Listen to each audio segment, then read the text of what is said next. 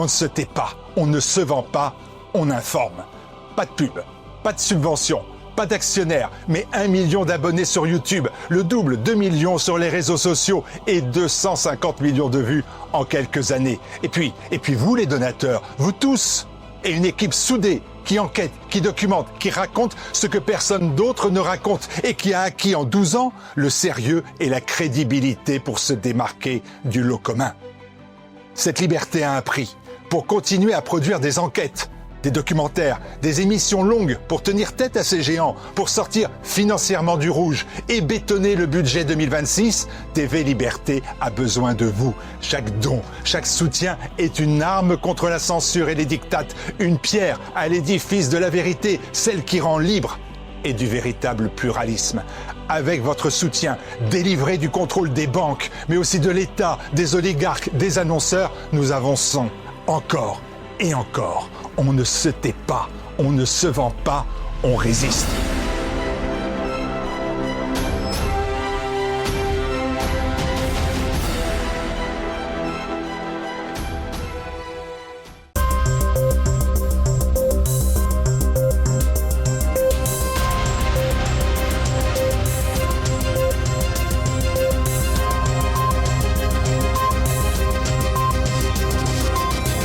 Monsieur, bonsoir, je suis ravie de vous retrouver. Au programme de cette édition, Ursula von der Leyen va-t-elle définitivement tuer l'économie des pays européens ? La présidente de la Commission enchaîne les déclarations d'intention et promet des budgets de plus en plus déraisonnables pour la guerre en Ukraine, de quoi déstabiliser les marchés financiers. Le Conseil de sécurité des Nations Unies a adopté une résolution endossant le plan de paix de Donald Trump pour Gaza. Le Hamas la rejette, tout comme une partie des alliés de Benjamin Netanyahou. Et puis nous reviendrons en France pour évoquer les élections internes du syndicat Coordination Rurale. Un éventuel changement de tête pourrait relancer les manifestations d'agriculteurs. Ursula von der Leyen rase gratis les pays européens. La présidente de la Commission enchaîne les annonces de dépenses pour l'Ukraine, des propos kamikazes qui commencent à secouer les marchés. Le point de Nicolas de Lamberterie. Des sous pour l'Ukraine, encore des sous et toujours plus de sous. Voilà le programme que s'est fixé Ursula von der Leyen pour terminer l'année 2025 en beauté, puisque la présidente de la Commission européenne s'est fixé pour objectif de trouver la modique somme de 140 milliards d'euros, somme qu'elle ambitionne de mettre au service de l'Ukraine. C'est en effet la somme nécessaire pour les 2 prochaines années pour faire fonctionner à minima l'État ukrainien, c'est-à-dire approvisionner le pays en énergie, payer la solde des militaires et les salaires des forces de l'ordre, financer l'effort de guerre du pays, sans oublier bien évidemment d'entretenir la mafia qui tient le pays et se sert au passage. Sauf que voilà, les caisses européennes sont vides et Ursula von der Leyen, un peu comme les enfants qui envoient leur liste de cadeaux au Père Noël, a envoyé un courrier à chacun des chefs d'État et de gouvernement des 27 États membres de l'Union européenne pour les inviter à participer à ce énième pot commun pour l'Ukraine. Sans surprise, le Hongrois Viktor Orbán a immédiatement exprimé son désaccord sur un tel projet. J'ai reçu une lettre d'Ursula von der Leyen. J'essaie de comprendre et je m'efforce de répondre d'ici demain.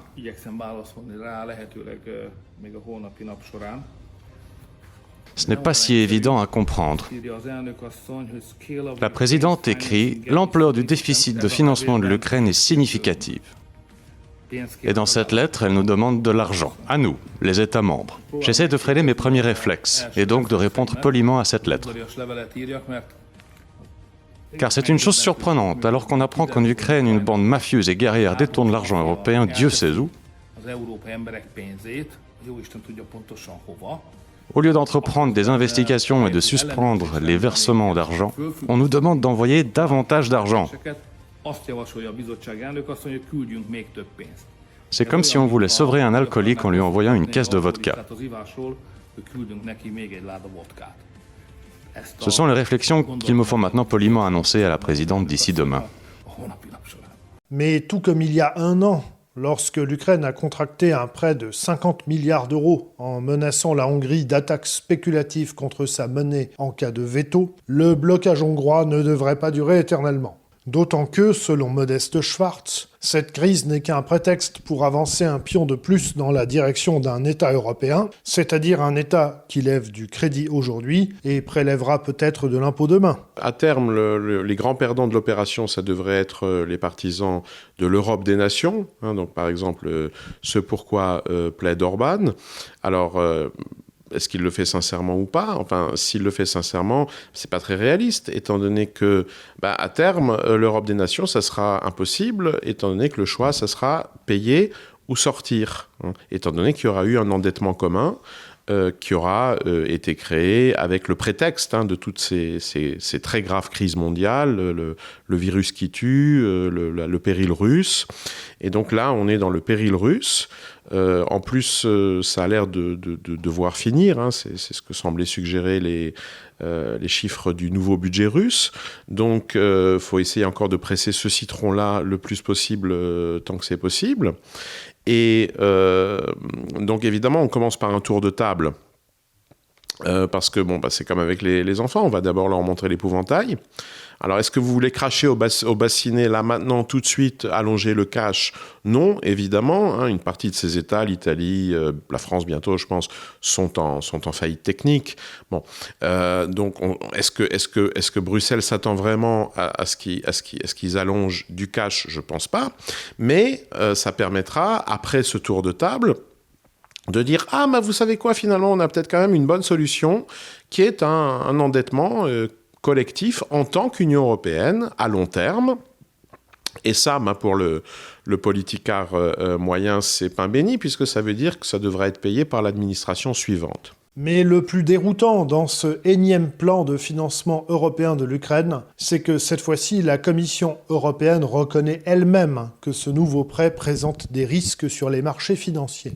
L'une des options consisterait, d'une façon ou d'une autre, à saisir ou gager les avoirs russes gelés et garantir le prêt sur ces avoirs. Mais la Belgique s'y oppose car les avoirs se trouvent en Belgique et elle redoute des actions en justice internationale de la Russie. D'autres États membres redoutent eux aussi des réactions très négatives des marchés financiers dans cette option. L'autre option consisterait à prêter cet argent à l'Ukraine, que la Russie rembourserait ultérieurement au titre de réparation de guerre, consécutivement à la défaite militaire et la capitulation de Moscou. Un scénario que l'on pourra qualifier, pour rester aimable, de peu probable. Dernière possibilité, l'endettement à vie des États européens jusqu'à ce que banqueroute et ou vol des citoyens s'ensuivent. En effet, une fois que l'euro numérique aura été mis en place, il n'y aura plus qu'à instaurer une interdiction de sortie de la monnaie du territoire pour les particuliers, et la dernière porte se sera refermée sous les yeux des citoyens captifs de l'euro-goulag. Une résolution de l'ONU, mais des réticences des deux côtés. La crise israélo-palestinienne pourrait connaître un tournant avec le vote du Conseil de sécurité des Nations Unies de lundi. Explication Olivier Frère-Jacques. Petite victoire pour Donald Trump en attendant la suite. Lundi, le Conseil de sécurité des Nations Unies a adopté une résolution endossant son plan de paix pour Gaza, marquant une nouvelle étape dans le conflit israélo-palestinien. 13 membres sur 15 ont voté en faveur, avec des abstentions, celles de la Russie et de la Chine. Ce texte, plusieurs fois amendé sous la pression américaine, autorise le déploiement d'une force de stabilisation internationale pour sécuriser les frontières, démilitariser l'enclave et désarmer les groupes armés non étatiques. C'est ce point que rejette le Hamas. Il prévoit aussi un comité de la paix présidé par Trump lui-même jusqu'en 2027 pour une gouvernance de transition en attendant une réforme de l'autorité palestinienne. Pour la première fois, le document évoque un chemin crédible vers une autodétermination palestinienne et un statut d'État. Une perspective symbolique, mais lointaine, conditionnée à la reconstruction de Gaza. Et c'est ce point de statut d'État pour la Palestine qui est rejeté par les alliés de Benjamin Netanyahou. Donald Trump a salué sur son réseau True Social une approbation historique de l'ONU, remerciant même Moscou et Pékin pour leur abstention, y voyant un levier pour davantage de paix mondiale. En effet, le vote contre de l'un de ces deux pays aurait rendu caduque la résolution. Et si les diplomaties russes et chinoises ne voulaient pas donner carte blanche à Washington, ou si elles se ménagent en cas d'échec, leur abstention laisse volontairement la mise en place du deal de Trump.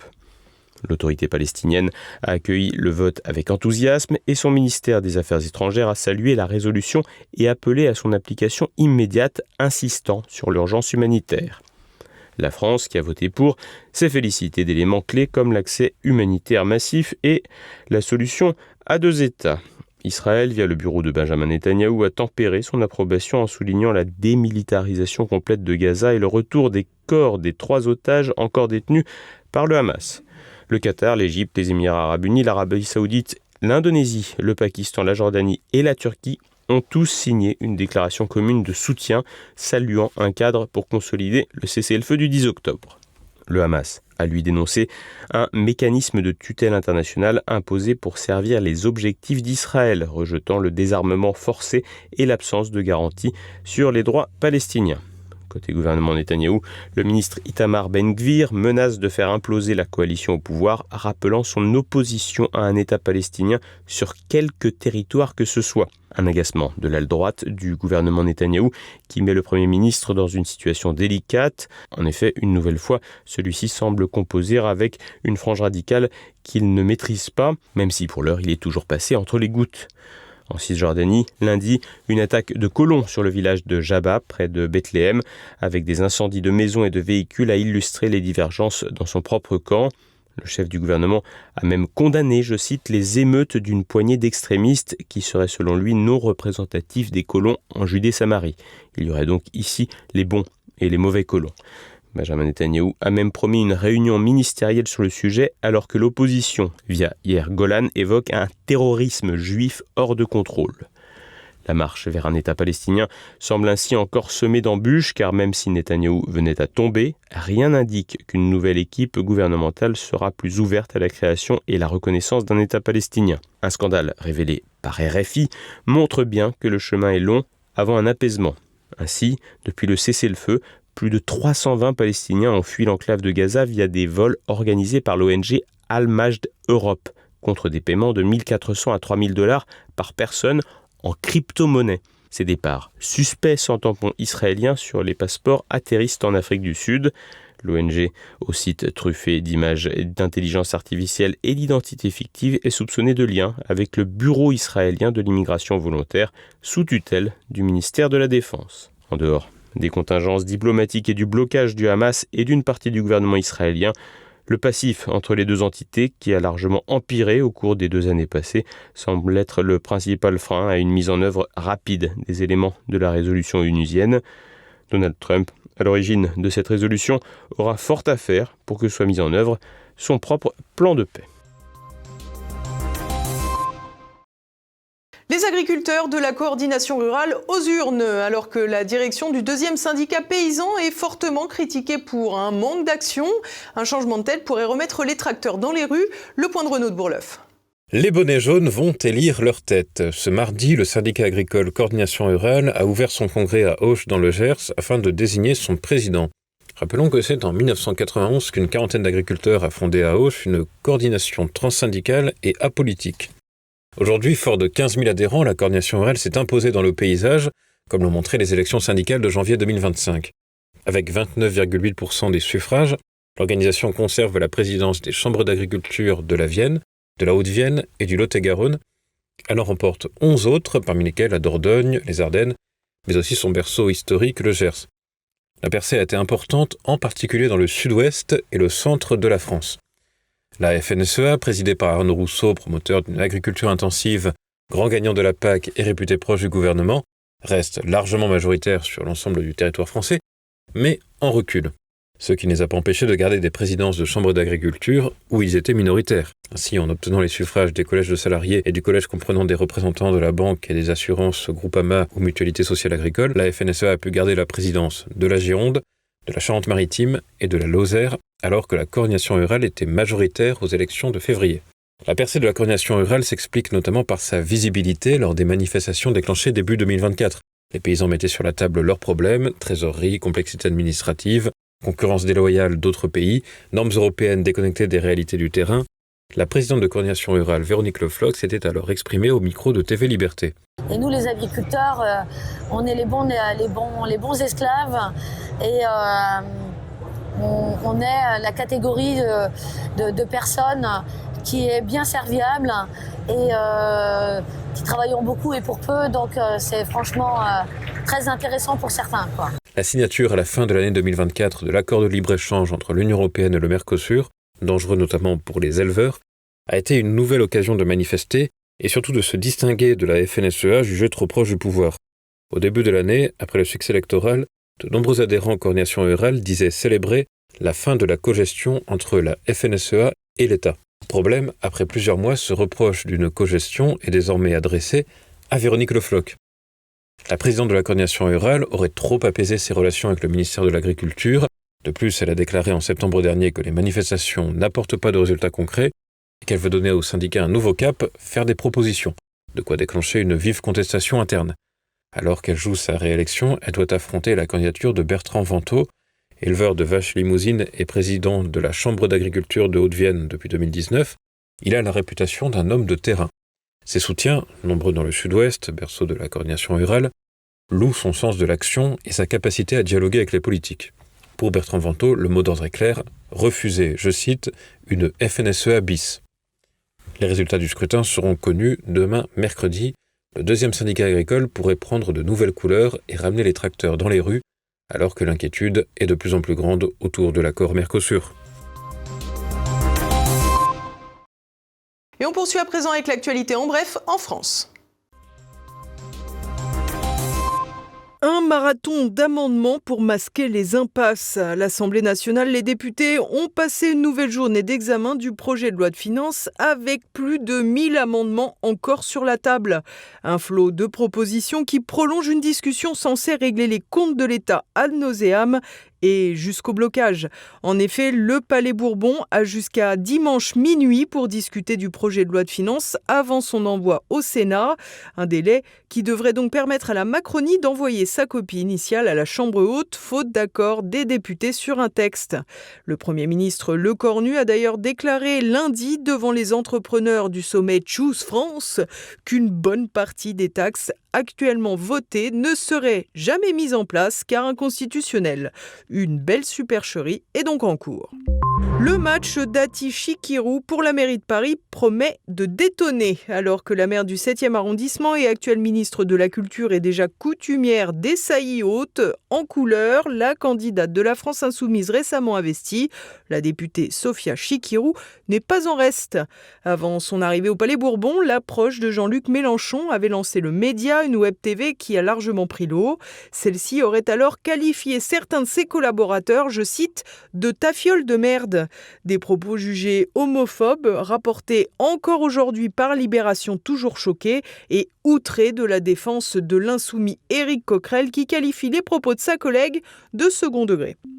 Le tiers-monde gagne du terrain dans les services publics français. Alors que le système d'alarme incendie du groupe scolaire La Varenne à Noisy-le-Grand en Seine-Saint-Denis est en panne depuis la rentrée, la mairie a trouvé une solution de rechange surprenante. En effet, la municipalité a distribué des vuvuzelas, une sorte de trompette souvent utilisée par les fans de football. Les professeurs, affligés par la solution de secours, confessent qu'ils ont préféré rire de la situation.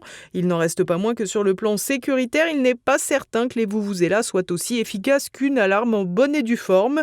Mais une chose est sûre, ça coûte moins cher.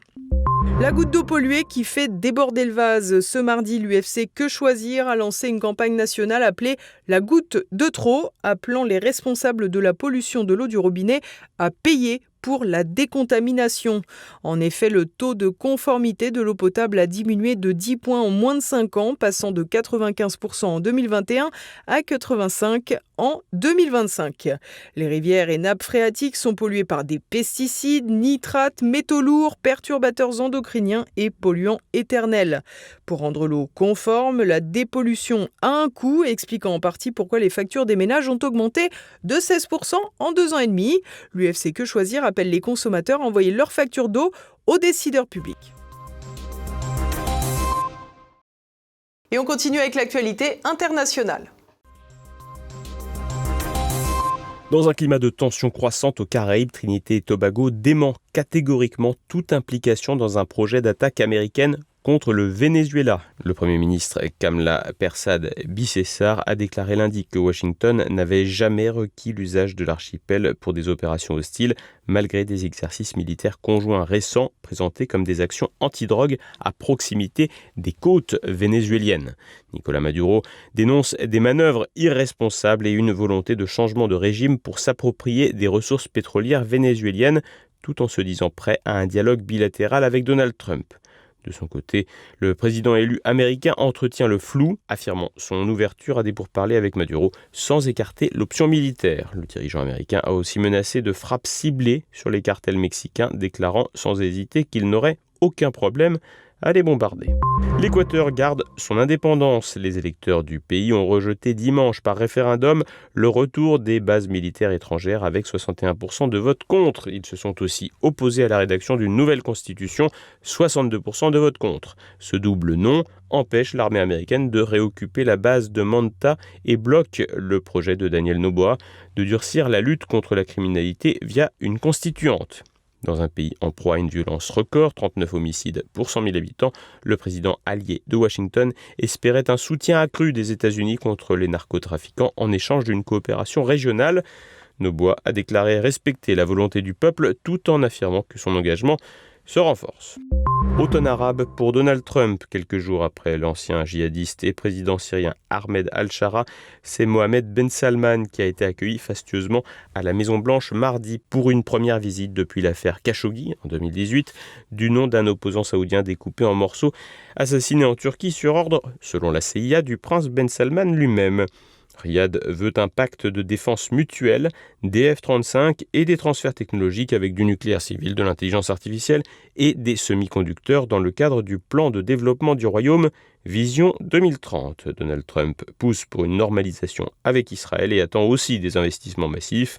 Malgré les réticences israéliennes sur les F-35 et américaines sur l'enrichissement d'uranium, l'accord de défense semble proche. Après le cessez-le-feu à Gaza et la campagne contre l'Iran, l'Arabie Saoudite pourrait redevenir le pivot stratégique de Washington au Moyen-Orient. Et voilà, c'est déjà la fin de cette édition. Dès à présent, retrouvez Choc du Monde. Édouard Chano reçoit Thibaut Gibelin, chercheur au Matthias Corvinus Collegium de Budapest, pour évoquer la plainte de Viktor Orban contre l'UE.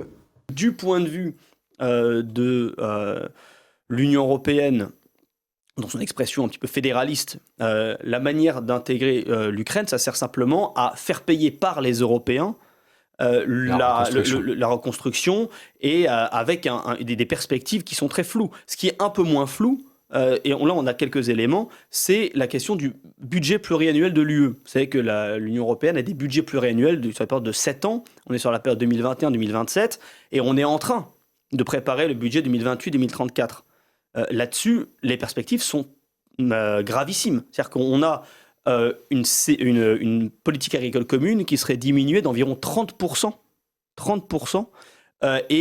pour que l'argent soit alloué à une défense européenne. Faire des armes, donc, pour faire la guerre. Et c'est à présent le moment de se quitter. Merci à tous pour votre fidélité. Rendez-vous demain pour une nouvelle page d'actualité. En attendant, portez-vous bien. Bonsoir.